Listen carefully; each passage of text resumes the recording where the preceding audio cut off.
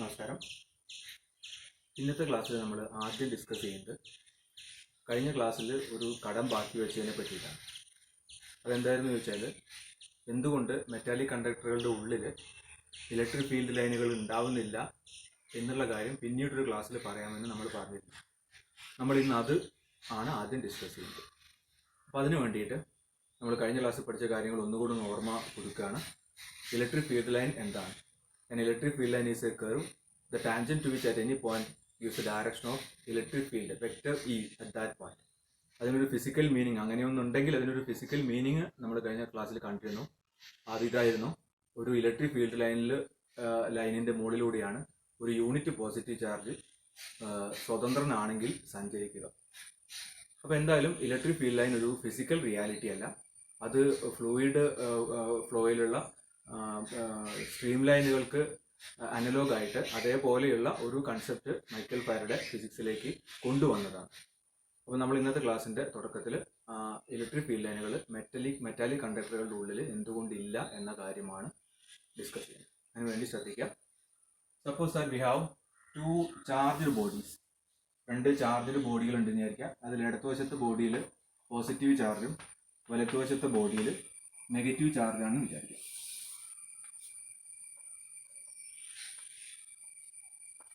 Positive ചാർജുള്ളൊരു body, negative ചാർജുള്ളൊരു body. കഴിഞ്ഞ ക്ലാസ്സിൽ നമ്മൾ ഇലക്ട്രിക് ഫീൽഡ് ലൈനുകളുടെ പ്രോപ്പർട്ടികൾ പഠിച്ചിട്ടുണ്ട്. അതിൽപ്പെട്ട ഒരു പ്രോപ്പർട്ടിയാണ് ഇലക്ട്രിക് ഫീൽഡ് ലൈനുകൾ പോസിറ്റീവ് ചാർജിൽ നിന്നും നെഗറ്റീവ് ചാർജിലേക്കാണ് സഞ്ചരിക്കുക. രണ്ട് ടൈപ്പ് ചാർജുകൾ ഉണ്ടെങ്കിൽ an electric field line starts from a positive charge and ends at a negative charge. ഇനി രണ്ടാമതൊരു പ്രോപ്പർട്ടി, സ്റ്റാറ്റിക് സിറ്റുവേഷൻ ആണെങ്കിൽ ഇലക്ട്രിക് ഫീൽഡ് ലൈനുകൾ ചാർജ്ഡ് ബോഡിക്ക് പെർപെൻഡിക്കുലർ ആയിട്ടാണ് സ്റ്റാർട്ട് ചെയ്യുക, ചാർജ്ഡ് ബോഡിക്ക് പെർപെൻഡിക്കുലർ ആയിട്ടാണ് അവസാനിക്കുക. എന്ന് വെച്ചാൽ ഈ രണ്ട് ബോഡികൾക്കിടയിൽ നമ്മൾ ഇലക്ട്രിക് ഫീൽഡ് ലൈൻ വരയ്ക്കുകയാണെന്ന് വെച്ചാൽ അത് ഇവിടുന്ന് പെർപെൻഡിക്കുലർ ആയിട്ട് രണ്ടാമത്തെ ബോഡിക്ക് പെർപെൻഡിക്കുലർ ആയിട്ട് അവസാനിക്കുന്ന രീതിയിലാണ് വരയ്ക്കേണ്ടത്. അപ്പം ഈ രണ്ട് ബോഡികൾക്കിടയിൽ ഉള്ള കുറച്ച് ഫീൽഡ് ലൈനുകളാണ് ഈ വരയ്ക്കുന്നത്. Each field line starts from a positive charge and ends at a negative charge.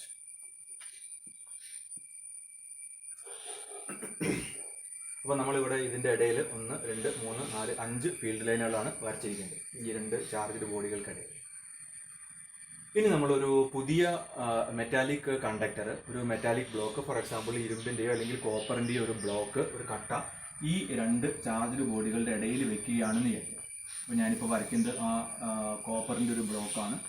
Copper ഒരു നല്ല കണ്ടക്ടറാണ്, അതിൻ്റെ ഒരു ബ്ലോക്കാണ് ഈ വെച്ചിരിക്കുന്നത്. ഈ ബ്ലോക്ക് ഇവിടെ വെക്കുന്നതിന് മുമ്പ് ഈ ബ്ലോക്ക് നിൽക്കുന്ന സ്ഥലത്ത് കൂടി 5 ഫീൽഡ് ലൈനുകൾ ആദ്യത്തെ ലെഫ്റ്റിലുള്ള ബോഡിയിൽ നിന്നും റൈറ്റിലുള്ള ബോഡിയിലേക്ക് പോയിരുന്നു. ലെഫ്റ്റിലുള്ള ബോഡിയിൽ നിന്നും റൈറ്റിലുള്ള ബോഡിയിലേക്ക് 5 ഫീൽഡ് ലൈനുകളാണ് പോയത്. ബ്ലോക്ക് വെച്ച് കഴിഞ്ഞാൽ ബ്ലോക്ക് നിൽക്കുന്ന സ്ഥലത്ത് എന്ത് മാറ്റമാണ് ഉണ്ടാവാൻ സാധ്യതയുള്ളത്, ഇതാണ് നമ്മൾ ഡിസ്കസ് ചെയ്യുന്നത്. അപ്പം നമുക്കറിയാം, പുറത്തു നിന്നുള്ളൊരു ഇലക്ട്രിക് ഫോഴ്സിൻ്റെ സ്വാധീനത്തിൻ്റെ ഫലമായി, ഇവിടെ പുറത്തുനിന്നുള്ള ഇലക്ട്രിക് ഫോഴ്സ് വെച്ചാൽ ഈ ചാർജിൽ നിന്നും ഈ ചാർജിലേക്ക് ഇലക്ട്രിക് ഫോഴ്സ് ആക്ട് ചെയ്യുന്നുണ്ട്. അപ്പം കൂളംസ് ലോ പ്രകാരമുള്ള ഇലക്ട്രിക് ഫോഴ്സ് ആക്ട് ചെയ്യുന്നുണ്ട്. ആ ഫോഴ്സിൻ്റെ സ്വാധീനമാണ് ഇപ്പം ഈ കോപ്പർ ബ്ലോക്കിന് അനുഭവപ്പെടുന്നത്. അങ്ങനെയുള്ള ഒരു ഫോഴ്സിൻ്റെ സ്വാധീനത്തിൻ്റെ ഫലമായി കോപ്പർ ബ്ലോക്കിനകത്തുള്ള പോസിറ്റീവ് ചാർജ് സെൻറ്റേഴ്സും നെഗറ്റീവ് ചാർജ് സെൻറ്റേഴ്സും പരസ്പരം സെപ്പറേറ്റ് ചെയ്യുന്ന മുമ്പുള്ള പല ക്ലാസ്സുകളിൽ നമ്മൾ മനസ്സിലാക്കിയിട്ടുണ്ട്. And that process is called electric polarisation. അപ്പോൾ ഇതിനകത്തുള്ള ഈ കോപ്പർ ബ്ലോക്കിനകത്തുള്ള നെഗറ്റീവ് ചാർജ് സെൻറ്റേഴ്സ് ഈ എക്സ്റ്റേണൽ നെഗറ്റീവ് ചാർജിൻ്റെ റിപ്പൾഷൻ്റെയും എക്സ്റ്റേണൽ പോസിറ്റീവ് ചാർജിൻ്റെ അട്രാക്ഷൻ്റെയും ഫലമായിട്ട് എല്ലാം കൂടി ഈ കോപ്പർ ബ്ലോക്കിനകത്തുള്ള നെഗറ്റീവ് ചാർജ് സെൻറ്റേഴ്സ് എല്ലാം കൂടെ ഇടത്തുവശത്തേക്ക് ഷിഫ്റ്റ് ചെയ്യും. എന്ന് വെച്ചാൽ ഈ ഈ കോപ്പർ ബ്ലോക്കിൻ്റെ സർഫസിൽ കോപ്പർ ബ്ലോക്കിൻ്റെ ഉള്ളിലുള്ള നെഗറ്റീവ് ചാർജ് സെൻറ്റേഴ്സ് വന്ന് കോൺസെൻട്രേറ്റ് ചെയ്യും. അപ്പോൾ അങ്ങനെ കോൺസെൻട്രേറ്റ് ചെയ്യുന്ന നെഗറ്റീവ് ചാർജ് സെൻറ്റേഴ്സിനെയാണ് ഞാൻ ഈ വരച്ചിരിക്കുന്നത്. ശ്രദ്ധിക്കുക, ഈ നെഗറ്റീവ് ചാർജ് സെൻറ്റേഴ്സ് കോപ്പർ ബ്ലോക്കിൻ്റെ പുറത്തല്ല, അതിൻ്റെ ഉപരിതലത്തിലാണ് കോൺസെൻട്രേറ്റ് ചെയ്യുന്നത്. അതേപോലെ ഈ കോപ്പർ ബ്ലോക്കിനകത്തുള്ള പോസിറ്റീവ് ചാർജ് അതിൻ്റെ ഉപരിതലത്തിൽ മറ്റേ എഡ്ജിൽ, റൈറ്റ് സൈഡിലെ എഡ്ജിൽ പോയി കോൺസെൻട്രേറ്റ് ചെയ്യും. ഇനി നമ്മൾ ഏത് പോസിറ്റീവ് ചാർജും നെഗറ്റീവ് ചാർജും തമ്മിൽ സെപ്പറേഷൻ ഉണ്ടെങ്കിൽ അതിൻ്റെ ഇടയിൽ അവയ്ക്കിടയിൽ ഇലക്ട്രിക് ഫീൽഡ് ലൈൻ ഉണ്ടാവും. പോസിറ്റീവ് ചാർജിൽ നിന്ന് നെഗറ്റീവ് ചാർജിലേക്ക് ഇലക്ട്രിക് ഫീൽഡ് ലൈൻ ഉണ്ടാവും. അപ്പോൾ നമ്മൾ ഈ വരച്ചിരിക്കുന്നത് കോപ്പർ ബ്ലോക്ക് വെക്കുന്നതിന് മുമ്പ് ഉണ്ടായിരുന്ന ഫീൽഡ് ലൈനുകളാണ്. അവയെല്ലാം വലത്തോട്ടായിരുന്നു. പോസിറ്റീവ് ചാർജിലും നെഗറ്റീവ് ചാർജിലേക്കുള്ള ആ ഇലക്ട്രിക് ഫീൽഡ് ലൈനുകളെല്ലാം വലത്തോട്ടായിരുന്നു. ഇപ്പോൾ കോപ്പർ ബ്ലോക്ക് വെച്ചപ്പോൾ അതിനകത്തുള്ള ഇലക്ട്രിക് പോളറൈസേഷൻ്റെ ഫലമായി പുതിയ ഇലക്ട്രിക് ഫീൽഡ് ലൈനുകൾ സെറ്റപ്പ് ചെയ്യുമോ ഇല്ലയോ എന്നുള്ളതാണ് നമ്മുടെ ഡിസ്കഷൻ. ശ്രദ്ധിക്കുക, പുതിയ ഇലക്ട്രിക് ഫീൽഡ് ലൈനുകൾ സെറ്റപ്പ് ചെയ്യുക. ഇവിടെ നിന്ന് അങ്ങോട്ടാണ് നോക്കൂ, കോപ്പറിൻ്റെ സർഫസിലുള്ള കോപ്പറിൻ്റെ പോളറൈസേഷൻ്റെ ഫലമായിട്ട് കോപ്പറിൻ്റെ സർഫസിൽ അക്യുമുലേറ്റ് ചെയ്ത പോസിറ്റീവ് ചാർജിൽ നിന്നും കോപ്പറിൻ്റെ സർഫസിലെ നെഗറ്റീവ് ചാർജിലേക്ക് പുതിയ ഫീൽഡ് ലൈനുകൾ, ഈ രൂപത്തിൽപ്പെട്ട പുതിയ ഫീൽഡ് ലൈനുകൾ നമുക്ക് ഇമാജിൻ ചെയ്യാം.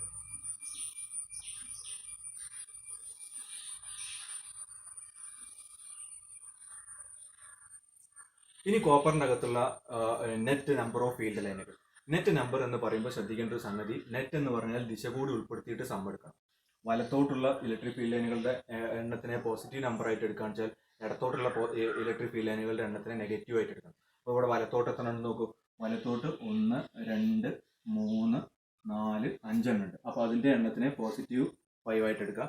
ഇനി കോപ്പറിൻ്റെ ഉള്ളിൽ ഇടത്തോട്ട് എത്ര ഉണ്ട് നോക്കൂ. 1 2 3 4 5. So -5 ആയിട്ട് എടുക്കുക. So the net number of electric field lines inside the body of copper piece is equal to 0. കോപ്പറിൻ്റെ ഉള്ളിലുള്ള നെറ്റ് ഇലക്ട്രിക് ഫീൽഡ് ലൈനുകളുടെ എണ്ണം 0 ആണ്. അപ്പോൾ ഇവിടെ നമുക്കൊരു സംശയം തോന്നിയേക്കാം, പുറത്ത് ഈ എക്സ്റ്റേണൽ ചാർജ് ഇടത്തുവശത്ത് വെച്ചിരിക്കുന്ന എക്സ്റ്റേണൽ പോസിറ്റീവ് ചാർജിലും എക്സ്റ്റേണൽ ആയിട്ട് വെച്ചിരിക്കുന്ന നെഗറ്റീവ് ചാർജിലേക്ക് വരച്ചിരിക്കുന്ന ഫീൽഡ് ലൈനുകളുടെ എണ്ണം 5 ആയിരുന്നു. അതിന് തുല്യമായ എണ്ണം ഫീൽഡ് ലൈനുകൾ നമ്മൾ കോപ്പറിൻ്റെ അകത്ത് ഓപ്പോസിറ്റ് ആയിട്ട് വരച്ചതുകൊണ്ട് കൃത്രിമമായി പൂജ്യമാക്കിയതല്ലേ, നമ്മളുടെ ആവശ്യം പൂജ്യമാക്കാൻ വേണ്ടി പൂജ്യമാക്കിയതല്ലേ എന്നൊക്കെ തോന്നിയേക്കാം. അങ്ങനെയല്ല, നമ്മൾ ഈ എക്സ്റ്റേണൽ ആയിട്ട് വരച്ച ഫീൽഡ് ലൈനുകളുടെ എണ്ണം 100 എണ്ണം ഉണ്ട് വിചാരിക്കാം. അങ്ങനെയാണെങ്കിൽ കോപ്പറിൻ്റെ അകത്ത് ഉള്ള polarisation will be such that 100 field ലൈനുകൾ ഓപ്പോസിറ്റ് ഡയറക്ഷനിൽ ഡെവലപ്പ് ചെയ്യും. നമ്മൾ എക്സ്റ്റേണൽ ഫീൽഡ് ലൈനുകൾ എത്ര എണ്ണമാണോ കോപ്പറിനെ പെനിട്രേറ്റ് ചെയ്യാൻ ശ്രമിച്ചത്, അത്രയും ഫീൽഡ് ലൈനുകൾ കോപ്പർ ഓപ്പോസിറ്റ് ഡയറക്ഷനിൽ സ്വന്തം പോളറൈസേഷൻ്റെ ഫലമായിട്ട് പെർമിറ്റ് ചെയ്യും. ഓക്കെ, അപ്പോൾ അത് നമ്മൾ കഴിഞ്ഞ കൊല്ലം പഠിച്ച ഫ്രിക്ഷനെയൊക്കെ പോലെയാണ്, ഒരു സെൽഫ് അഡ്ജസ്റ്റിംഗ് ആയിട്ടുള്ള മെക്കാനിസമാണ്. പുറത്തുനിന്ന് എത്ര ഫീൽഡ് ലൈനുകൾ കോപ്പറിൻ്റെ ബോഡിയെ പെനിട്രേറ്റ് ചെയ്യാൻ ശ്രമിക്കുമോ അത്രയും ഫീൽഡ് ലൈനുകൾ കോപ്പർ ഓപ്പോസിറ്റ് ഡയറക്ഷനിൽ അയക്കും. അപ്പം ആ കോപ്പർ ബോഡിക്കുള്ളിലുള്ള നെറ്റ് ഇലക്ട്രിക് ഫീൽഡ് ലൈനുകളുടെ എണ്ണം 0 വരും.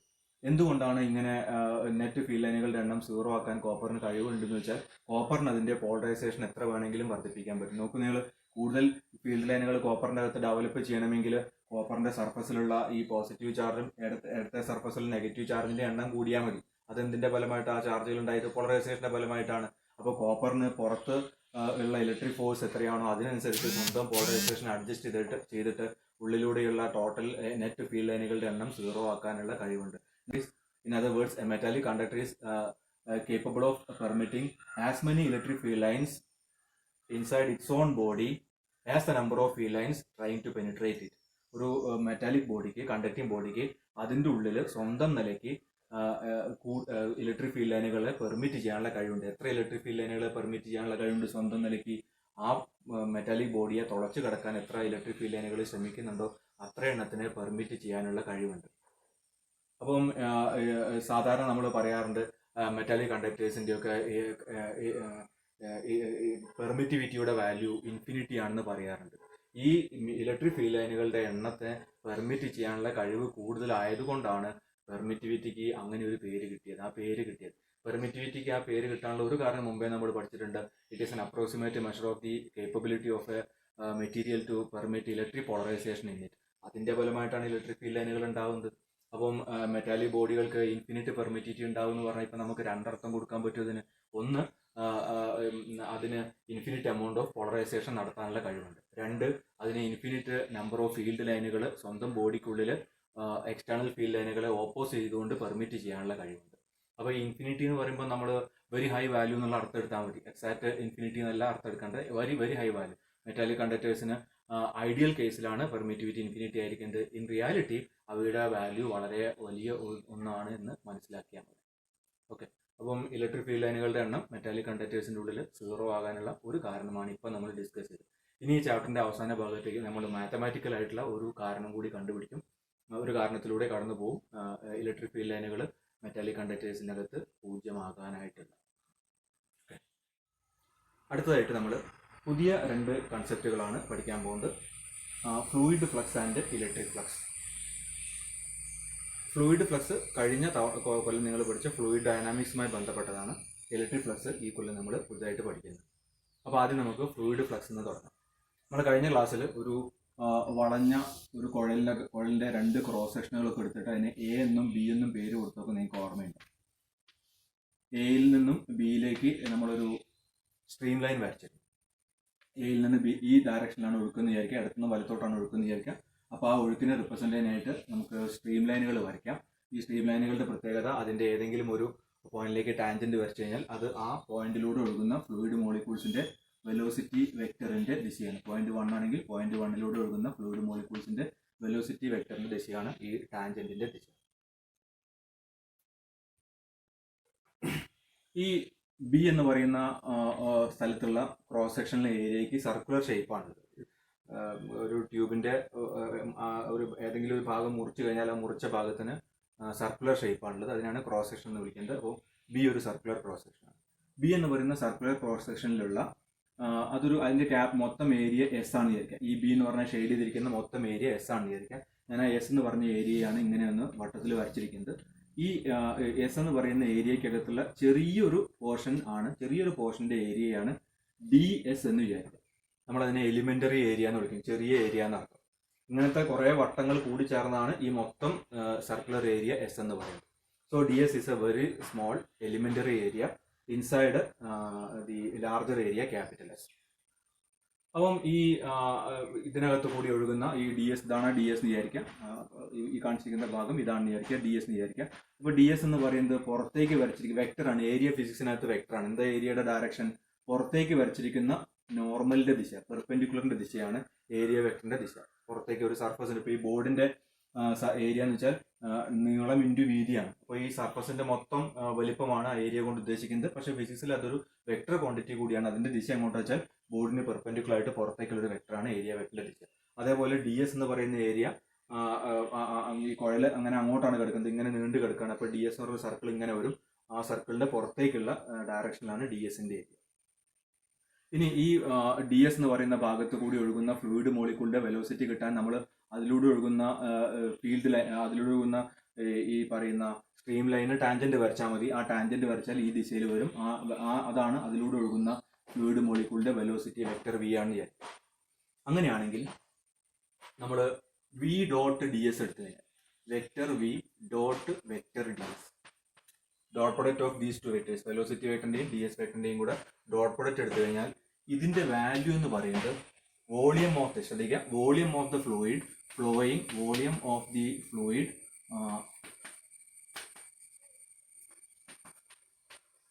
flowing perpendicular to ds in 1 second. V dot ds എന്ന് പറഞ്ഞാൽ ഈ ചെറിയ ഏരിയക്ക്, ഷെയ്ഡ് ചെയ്തിരിക്കുന്ന ചെറിയ ഏരിയക്ക് പെർപെൻഡിക്കുലർ ആയിട്ട് വലത്തോട്ട് ഒരു സെക്കൻഡിൽ ഒഴുകുന്ന ഫ്ലൂയിഡിന്റെ വോളിയമാണ്. എന്ന് വെച്ചാൽ യൂണിറ്റ് എന്താ വരിക? ഒന്നുകിൽ നമുക്ക് മീറ്റർ ക്യൂബ് പെർ സെക്കൻഡ് എന്ന് പറയാം, അല്ലെങ്കിൽ ലിറ്റർ പെർ സെക്കൻഡ് എന്ന് പറയാം. ഇത്ര ലിറ്റർ പെർ സെക്കൻഡ് എന്ന് പറയാം, മീറ്റർ ക്യൂബ് പെർ സെക്കൻഡ്. അപ്പോൾ അതൊന്നുകൂടെ ഞാൻ പറയാം. വി ഡോട്ട് ഡി എസ് എന്ന് പറഞ്ഞാൽ ഈ ക്രോസ് സെക്ഷനിലെ ചെറിയൊരു എലിമെന്ററി ഏരിയയായ ഡി എസിലൂടെ ഒരു സെക്കൻഡിൽ ഒഴുകുന്ന മൊത്തം ഫ്ലൂയിഡിന്റെ അളവാണ്, വോളിയമാണ്. സോ ലിറ്റർ പെർ സെക്കൻഡ് അല്ലെങ്കിൽ മീറ്റർ ക്യൂബ് പെർ സെക്കൻഡ്. ഇതൊരു ഫിസിക്കൽ റിയാലിറ്റിയാണ്. കാരണം ഫ്ലൂയിഡ് യഥാർത്ഥത്തിൽ ഒഴുകുന്നുണ്ട്. ഒരു ക്രോസ് സെക്ഷനിലെ ഒരു ചെറിയ ഏരിയയിലൂടെ ഒരു സെക്കൻഡിൽ ഒഴുകുന്ന ലിക്വിഡിന്റെ അളവ് കണ്ടുപിടിക്കാനാണ് വി ഡോട്ട് ഡി എസ് ഉപയോഗിക്കുന്നത്. ഓക്കെ, നമുക്ക് ഈ കൺസെപ്റ്റ് ഇലക്ട്രിക് ഫീൽഡ് ലൈനുമായി ബന്ധപ്പെടുത്തിയിട്ടൊന്ന് ചിന്തിച്ചു നോക്കാം. അപ്പോൾ നമ്മൾ ഈ എ എന്ന് പറയുന്ന ക്രോസ് സെക്ഷന്റെയും ബി എന്ന് പറയുന്ന ക്രോസ് സെക്ഷന്റെയും സ്ഥാനത്ത് കഴിഞ്ഞ ക്ലാസ്സിൽ രണ്ട് ചാർജുകളാണ് എടുത്തിരുന്നത്. ഒരു പോസിറ്റീവ് ചാർജ് Q1, മറ്റേ സ്ഥലത്ത് ഒരു നെഗറ്റീവ് ചാർജ് Q2. ഇങ്ങനെയാണ് എടുത്തിരുന്നത്. Q1 നിന്നും Q2ലേക്ക് നമ്മൾ ഇലക്ട്രിക് ഫീൽഡ് ലൈനുകൾ വരച്ചിരുന്നു. ആ ഇലക്ട്രിക് ഫീൽഡ് ലൈനുകളുടെ പ്രത്യേകത, നമുക്ക് ഒന്നല്ല വരയ്ക്കാൻ പറ്റും, കുറേ എണ്ണം വരയ്ക്കാൻ പറ്റും. ഇലക്ട്രിക് ഫീൽഡ് ലൈനുകളുടെ പ്രത്യേകത, അതിൽ ഏതെങ്കിലും ഒരു പോയിന്റിലേക്ക് ടാൻജന്റ് വരച്ചാൽ, ഫോർ എക്സാമ്പിൾ പോയിന്റ് 1ലേക്ക് ടാൻജന്റ് വരച്ചാൽ അത് ആ പോയിന്റിലുള്ള ഇലക്ട്രിക് ഫീൽഡിന്റെ ദിശ തരും, വെക്ടർ E1ന്റെ ദിശ തരും. ഇനി നിങ്ങൾ ഈ ഇവിടുന്ന് ഇങ്ങോട്ടുള്ള ഈ വഴിയിൽ പോയിന്റ് ചാർജ് 1ൽ നിന്ന് ചാർജ് 2ലേക്ക് ഈ ഇലക്ട്രിക് ഫീൽഡ് ലൈൻ കടന്നു പോകുന്ന വഴിയിൽ ഒരു ചെറിയ ഏരിയ, എലിമെന്ററി ഏരിയ അസ്യൂം ചെയ്യും, ഇമാജിൻ ചെയ്യും. ഈ എലിമെന്ററി ഏരിയയുടെ വാല്യൂ നേരത്തെ പറഞ്ഞ പോലെ ഡി എസ് ആണ് എന്ന് വിചാരിക്കും. ഇവിടെ നമ്മൾ ഈ കേസിൽ ഇലക്ട്രിക് ഫീൽഡിന്റെ സ്ഥാനത്ത് വെലോസിറ്റി വെക്ടറാണ്. ഈ ഡി എസ് എന്ന് പറയുന്ന ഏരിയയിൽ കൂടെയുള്ള വെലോസിറ്റി വെക്ടർ വെക്ടർ വി ആയിട്ട് നമ്മൾ എടുത്തു. അതേപോലെ ഈ പറയുന്ന ചെറിയ ഏരിയയിലൂടെയുള്ള ഇലക്ട്രിക് ഫീൽഡിന്റെ ഡയറക്ഷൻ നമുക്ക് ഈ ഏരിയ ഇത് ടാൻജന്റ് വരച്ചാൽ കിട്ടും. അങ്ങനെ ടാൻജന്റ് വരച്ചാൽ വെക്ടർ ഇ ആണ് വിചാരിക്കുക. അപ്പോൾ ഈ area element vector D S ആണ്. അതിന്റെ ദിശ എങ്ങോട്ടാ വരിക, വെക്ടർ ഡി എസിന്റെ ദിശ എങ്ങോട്ടാ വരിക, അങ്ങനെ അങ്ങോട്ട് ഇങ്ങനെയാണ് ഏരിയ എടുത്ത് ഇങ്ങനെ ഒരു ബോർഡിന് പെർപെൻഡിക്കുലർ ആയിട്ട് കിടക്കുന്ന ഒരു സർക്കുലർ ഏരിയ ആണിത്. അപ്പോൾ ബോർഡിന് അപ്പുറത്തേക്ക് ആ ഡയറക്ഷനാണ് അതിന്റെ ദിശ വരിക. അപ്പം ഡി എസിന്റെ ദിശ ഏകദേശം ഇങ്ങനെ വരും. ബോർഡിന് ഡി എസ് എന്ന് പറയുന്ന വട്ടത്തിന് പെർപെൻഡിക്കുലർ ആയിട്ട് പുറത്തേക്ക് വരും, വെക്ടർ ഡി എസ്. ഇനി നമ്മൾ vector V dot D S കണ്ടുപിടിക്കും. Vector E dot D S അതെന്താണ് എന്നുള്ളത് ഇവിടെ നോക്കിയിട്ട് പറയാം. Vector V dot D S volume of the fluid flowing perpendicular to D S in 1 second ആണ്. എന്ന് വെച്ചാൽ അതൊരു ഒഴുക്കാണ്. ഇതിനെയാണ്, ഈ പറഞ്ഞ ഒഴുക്കിനെയാണ് ഫ്ലൂയിഡ് ഫ്ലക്സ് എന്ന് വിളിക്കുന്നത്. ഫ്ലൂയിഡിന്റെ ഫ്ലക്സ് എന്ന് വിളിക്കുക. അപ്പോൾ fluid flux through an area എന്താണെന്ന് വെച്ച് കഴിഞ്ഞാൽ, fluid flux through an area is the volume of the fluid flowing perpendicular to that area in 1 second. അത് ഒരു ഫിസിക്കൽ റിയാലിറ്റിയാണ്. കാരണം ഫ്ലൂയിഡുകൾ യഥാർത്ഥത്തിൽ ഈ ഡി എസ് എന്ന് പറഞ്ഞ ചെറിയ ഏരിയയിലൂടെ ഫ്ലൂയിഡ് മോളിക്യൂൾസ് യഥാർത്ഥത്തിൽ ഒഴുകുന്നുണ്ട്. ഇനി ഇതേപോലത്തെ അർത്ഥം ഇവിടെ ഒന്ന് കൊടുത്തു നോക്കാം. എന്താ കൊടുക്കാൻ പറ്റുക? വോളിയം ഓഫ് ദി, ഇവിടെ ഇനി ഫ്ലൂയിഡ് ആണ്. നമ്മൾ കഴിഞ്ഞ ക്ലാസ്സിൽ പറഞ്ഞിട്ടുണ്ട്, ചാർജ് 1ൽ നിന്നും ചാർജ് 2ലേക്ക് ഫോഴ്സിനെയും കൊണ്ട് ആരും ഒഴുകുന്നില്ല. അപ്പോൾ ഒഴുകുന്നുണ്ട് നമ്മളിവിടെ കൊടുക്കണമെങ്കിൽ അതൊരു ഇമാജിനറി ഫ്ലോ മാത്രമായിരിക്കും. അപ്പം നമ്മൾ അങ്ങനെ തന്നെ എടുത്താൽ മതി. Volume of the imaginary fluid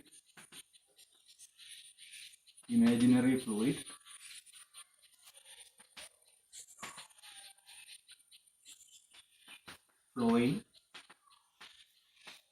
perpendicular to this ds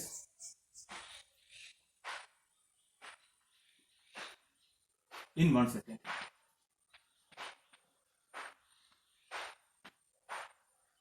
mathematical ആയിട്ടുള്ള സിമിലാരിറ്റി മാത്രം തൽക്കാലം നോക്കിയാൽ മതി. V dot D S volume of the fluid flowing perpendicular to D S in 1 second. ഈ ഡി എസിലൂടെ ആ ഡി എസിന് പെർപെൻഡിക്കുലർ ആയിട്ട് ഒരു സെക്കൻഡിൽ ഒഴുകുന്ന ഫ്ലൂയിഡിന്റെ അളവാണ് വി ഡോട്ട് ഡി എസ് എങ്കിൽ, ഇ ഡോട്ട് ഡി എസിന് മാത്തമാറ്റിക്കലി ഇതുമായിട്ട് കമ്പാരിസൺ നടത്തിയിട്ട് എന്താർത്ഥം കൊടുക്കാം? വിയുടെ സ്ഥാനത്ത് ഇ ആണ്, ഡി എസിന്റെ സ്ഥാനത്ത് ഡി എസ് തന്നെ വന്നിട്ടുണ്ട്. അങ്ങനെയാണെന്ന് വെച്ചാൽ ഇ ഡോട്ട് ഡി എസിനെ volume of the imaginary fluid flowing perpendicular to D S in 1 second.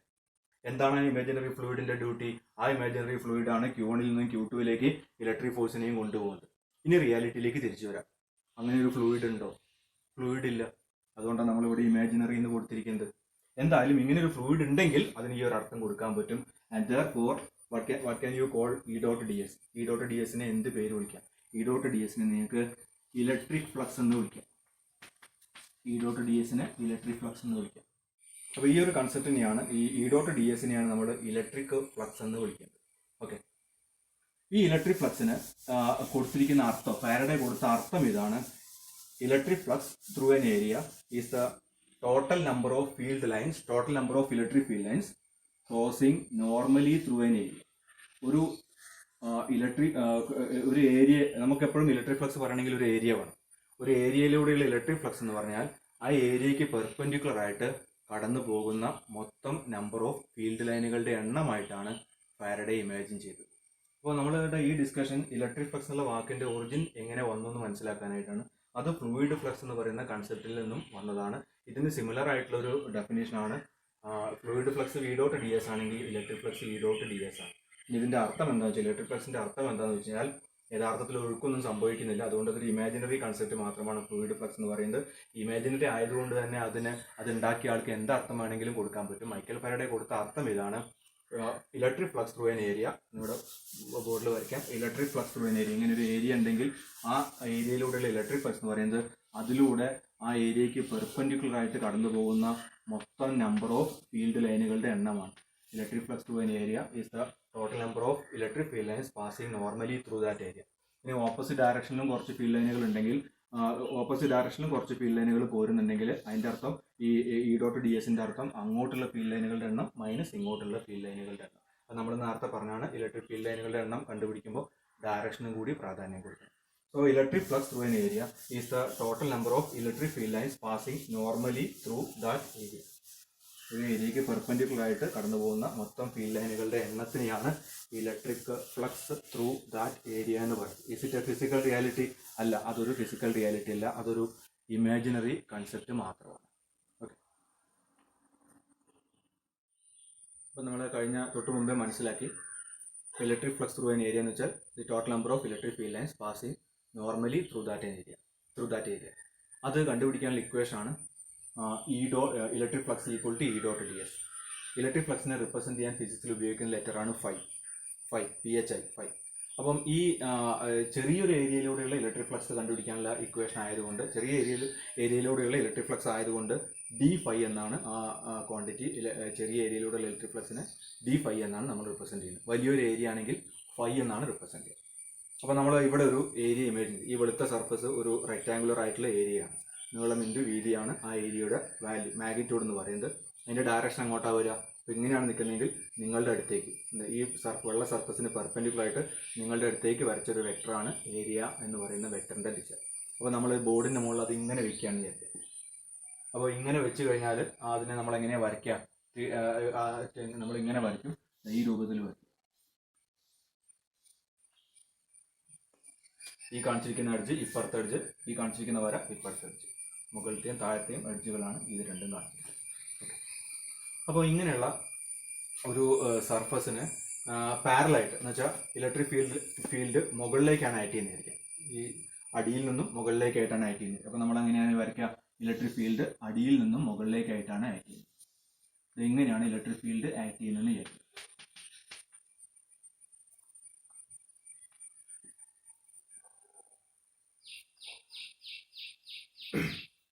ഈ ഇതിലുള്ള ഒരു ചെറിയ ഏരിയയാണ്, ഈ സർഫസിലെ ഒരു ചെറിയ ഏരിയയാണ് DS എന്ന് വിചാരിക്കുക.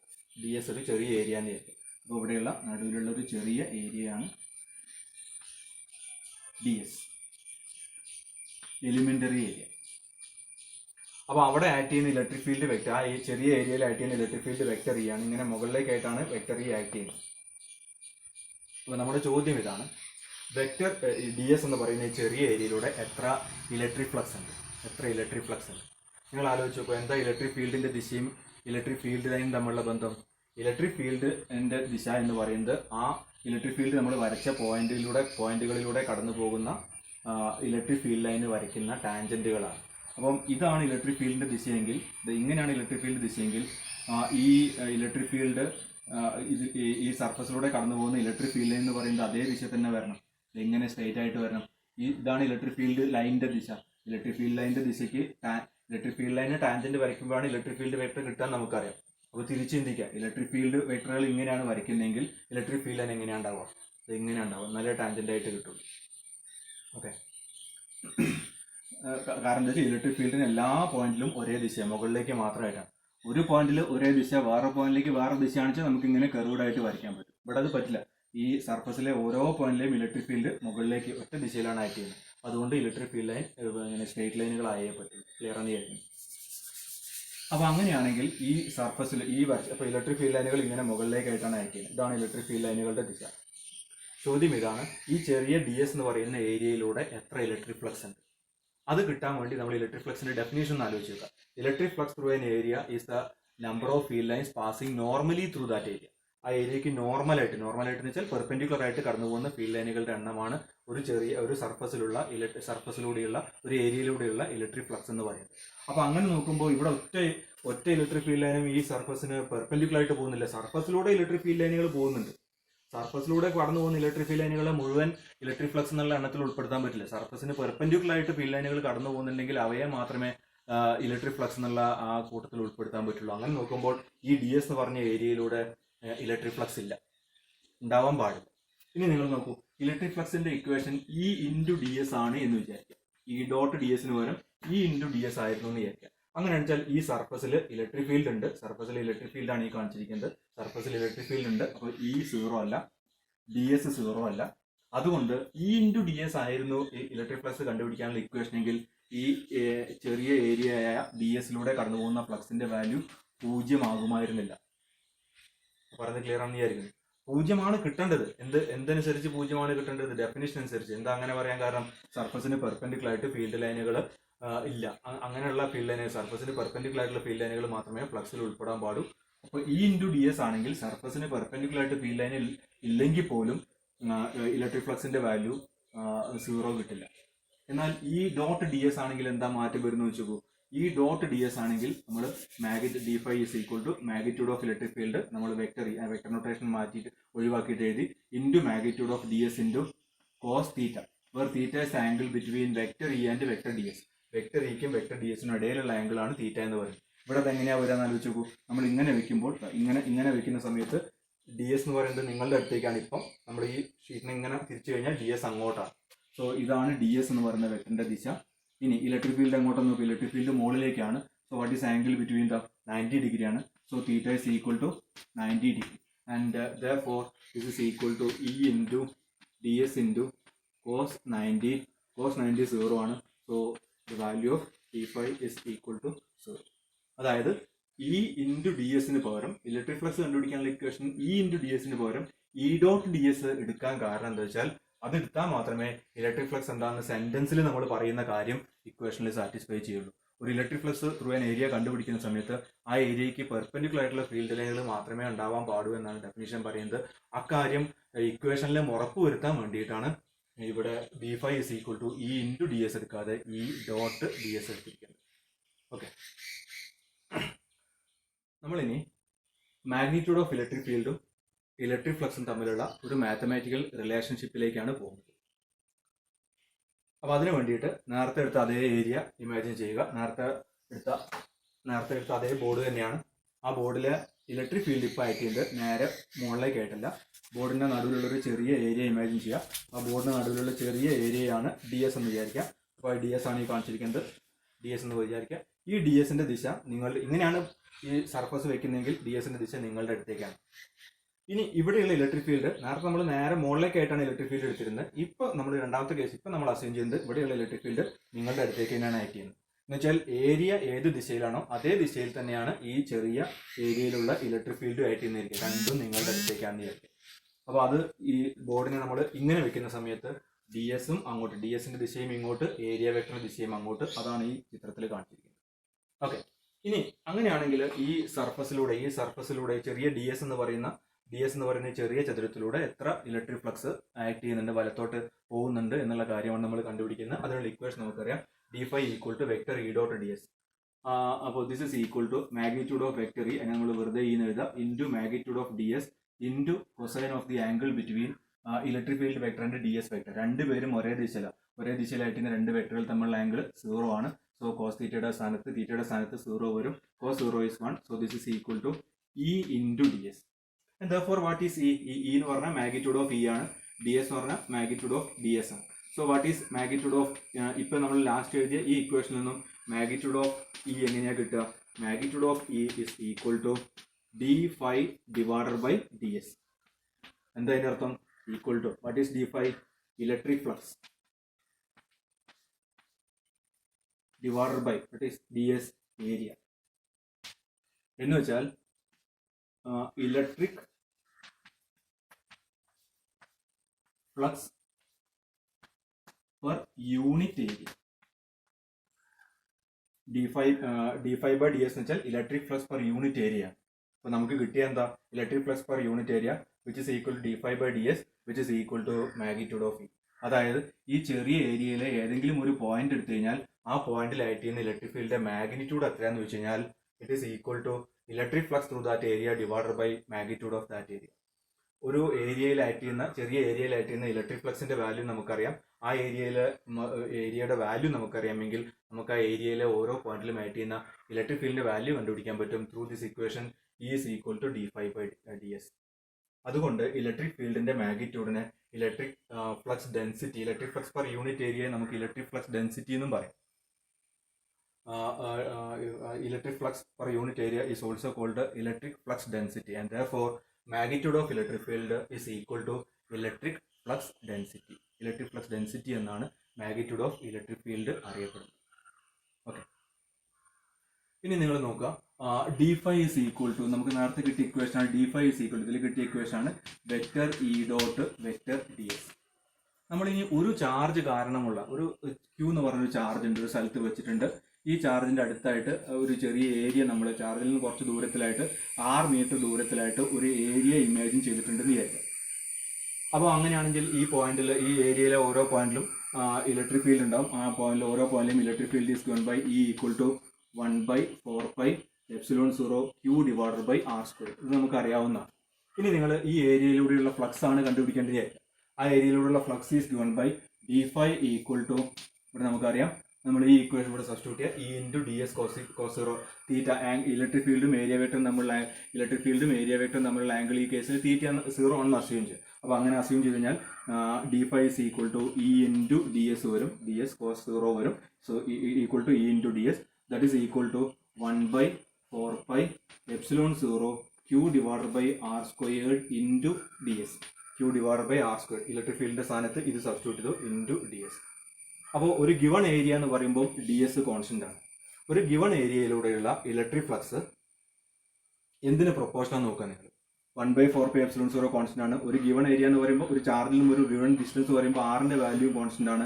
സോ d5 ഇതിൽ ആരൊക്കെ കോൺസ്റ്റന്റ്? ഈ സർക്കിൾ ഇട്ട ആൾക്കാരൊക്കെ കോൺസ്റ്റന്റ് ആണ്. ഒരു ഗിവൺ ഡിസ്റ്റൻസ്, ചാർജിൽ നിന്നും ഒരു ഗിവൺ ഡിസ്റ്റൻസ് എന്ന് പറയുമ്പോൾ 6 കോൺസ്റ്റന്റ് ആണ്. ചാർജിൽ നിന്നുമുള്ള ഒരു ചാർജിന് ചുറ്റുമുള്ള ഒരു ഗിവൺ ഏരിയ എന്ന് പറയുമ്പോൾ ഡി എസ് കോൺസ്റ്റന്റ് ആണ്. So d5 is proportional to charge. ഒരു ചാർജ് കാരണം ഒരു ചാർജിന് അടുത്ത് വെച്ചിരിക്കുന്ന ഏരിയയിലൂടെയുള്ള ഇലക്ട്രിക് ഫ്ലക്സ് ചാർജിന് പ്രൊപ്പോർഷനാണ്.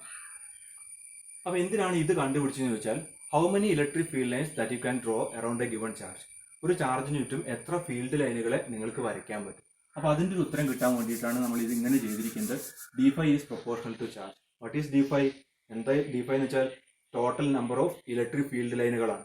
ഈ ചാർജ് കാരണം ഒരു ഏരിയയിലൂടെ കടന്നു പോകുന്ന total number of electric field ലൈനുകളുടെ എണ്ണമാണ് d5 എന്ന് പറയും. അത് ആർക്ക് പ്രൊപ്പോർഷണൽ നോക്കൂ? ചാർജിന് പ്രൊപ്പോർഷനാണ്. So the number of electric field lines that you can draw around a given charge is directly proportional to the magnitude of that charge. ആ ചാർജിന്റെ മാഗ്നിറ്റ്യൂഡിന് പ്രൊപ്പോർഷനാണ്. വേറെ വിധത്തിൽ പറഞ്ഞാൽ, വലിയ ചാർജ് ആണെങ്കിൽ അതിന് ചുറ്റും കൂടുതൽ ഫീൽഡ് ലൈനുകളെ വരയ്ക്കാൻ പറ്റും. ചെറിയ ചാർജ് ആണെങ്കിൽ അതിന് ചുറ്റും വരയ്ക്കാൻ പറ്റുന്ന ഫീൽഡ് ലൈനുകളുടെ എണ്ണം കുറവായിരിക്കും. ചാർജിന്റെ മാഗ്നിറ്റ്യൂഡിന് പ്രൊപ്പോർഷനായിട്ട് കുറവായിരിക്കും ചെറിയ ചാർജിന് ചുറ്റും വരയ്ക്കാൻ പറ്റുന്ന ഫീൽഡ് ലൈനുകളുടെ എണ്ണം. വലിയ ചാർജ് ആണെങ്കിൽ അതിന്റെ മാഗ്നിറ്റ്യൂഡിന് പ്രൊപ്പോർഷനായിട്ട് കൂടുതൽ ഫീൽഡ് ലൈനുകൾ